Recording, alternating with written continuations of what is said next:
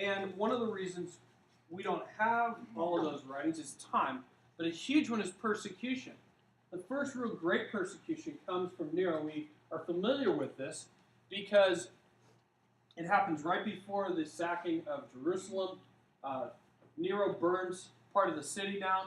If you want to be skeptical about the whole thing, or cynical, he was probably doing it so he could build a bigger palace. He had plans for a palace. He'd been denied, and so, that part of the city burned down. What do you know? Blamed it on Christians, and so persecution broke out. All during this time, there's a certain social intolerance towards Christians. You see a Christian, you throw a rock at them, you call them all sorts of names. Hey, it doesn't matter. They're Christians. Okay, they've sunk to the lowest classes of society, no matter what your station in life was. We have testimonies of people who were Roman aristocrats who became Christians, and they were persecuted. There was one woman who had 7 sons, and this is about 150 AD. And all of them were Christians, and they made her watch the execution of all 7 because she would not say, okay, there is no God. And then they killed her. And this was she was a rich woman, and yet didn't matter. So there was a lot of social intolerance. Around the late 190s, Severus began to enforce policies that were on the books, but basically they could say, listen, you come right now and make a sacrifice to the Roman gods. If you do not, we will kill you. He began to enforce those policies. And there were other things that they did. They didn't just kill people, but they would take the manuscripts that they found. If they found a church, they would take all their manuscripts and burn them. So it's very difficult for us to have had all of those books through the 300 or so years before Christianity became accepted. Maximus Thrax began to hunt out, not just kind of socially intolerant, but hunt out pastors. And so as he went out, he would find people who were pastors, and he would bring them in, torture them for information, and kill them. Decius would then came in 250, and he was going out and he was finding any Christian, and he was killing them. Diocletian and Galerius, these two guys were this is kind of the great persecution, starting around 303. Everybody who had any connection to the church was at large. I mean, you think of the great persecutions or the great witch hunts in history. And by the way, the Salem witch trials only had about 10 people die, 15 people at most. This was hundreds and hundreds, and they would burn the manuscripts. They would torture the Christians. They would kill the Christians. And this is just in 303. And it lasted for a few years. By the time Galerius ended his life, around 311, his last official act was to rescind the persecution orders against Christians, oddly enough. He spent 8 years making sure that Christians were persecuted. His last statement was, you know what, let's stop all that. Pretty late in the game, and we'll talk about some of what he left behind as far as the church in a minute here. At that time, Rome had 4 suitors for the throne. They're all fighting each other, trying to figure out who is going to rule Rome. And the 2 that began to emerge as being the top dogs were Maxentius and Constantine. You may have heard of Constantine. There was a battle between them. Maxentius held Rome to a certain degree. He had the forces. Constantine was a good leader, and he was able to get the villages around him and bring them into kind of his fold. There was a battle at a bridge called the Battle of Milvian Bridge as Constantine's headed towards Rome to take it over. And Maxentius's forces were ordered to weaken the bridge. And what they did was the next morning they were going to send across forces to draw Constantine and his forces onto the bridge. They were going to retreat, drop the bridge, and all of his forces were going to fall into the river, easy to kill, and be done with it. That night, Constantine has a dream, he says. When I say he says, it's really hard to tell how much Constantine was being a Christian and how much he was just trying to gain political power, win a battle, all these things. Constantine is a very enigmatic figure. He's a puzzle because we don't know exactly what his motives are.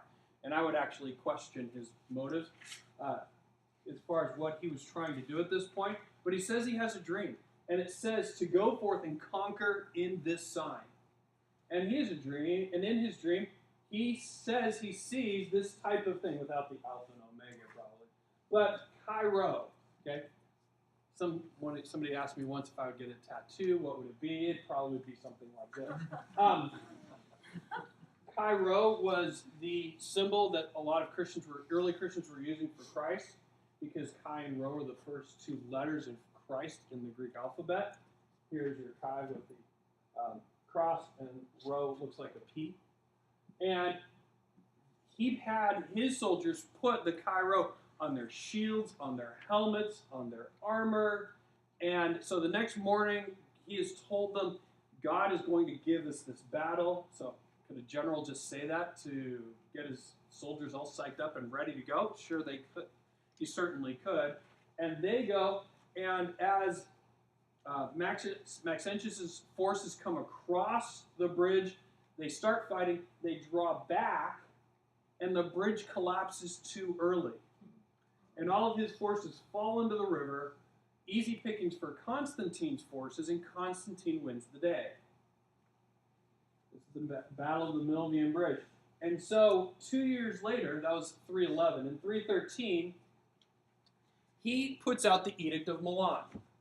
He being Constantine. And the Edict of Milan says that you shouldn't persecute people for any religion. It doesn't make Christianity the top religion. It just says no persecution anymore. Let people worship the way they want to. 12 years passes between here, 313, and 325, the Council of Nicaea. And before we go to the council, I want to remind you of a quote that I mentioned last week from Irenaeus, who says that among the heretics you will never find the phrase, the word has become flesh. And that to me is a big quote for as we look at this. And he takes this, as we talked about last week, from 1 John chapter 4. John says the same thing. If anybody says that Jesus is not come in the flesh, they're a liar, they're a heretic. And so as we look through the councils, Jesus becoming man, being fully God and fully man, is what we want to see and try and work out as we talk through these things. So, Council of Nicaea is 325, and the Council of Nicaea is a huge turning point in the church. As we've talked about already today, we had an incredible persecution until 311 AD. So what you have at the Council of Nicaea, think about this for a moment. This has been a class of people that for 250 years has been persecuted, has been had deaths, had their scriptures burned, has been having to meet in the catacombs where you bury dead people to hide. I mean, these people have been in hiding for 250 years. And now, the Emperor of Rome says, I want all of you to come, and I'm going to pay for it. We're going to have a council. We're going to work some of these things out. Because Constantine understands that there's a growing Christianity in his kingdom. The Empire of Rome is becoming more and more Christian.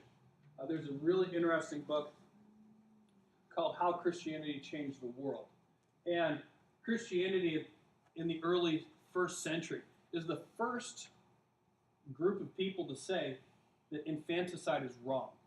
If you had a baby that wasn't strong enough or big enough or had some sort of a malady, you took it and threw it in the river and walked away.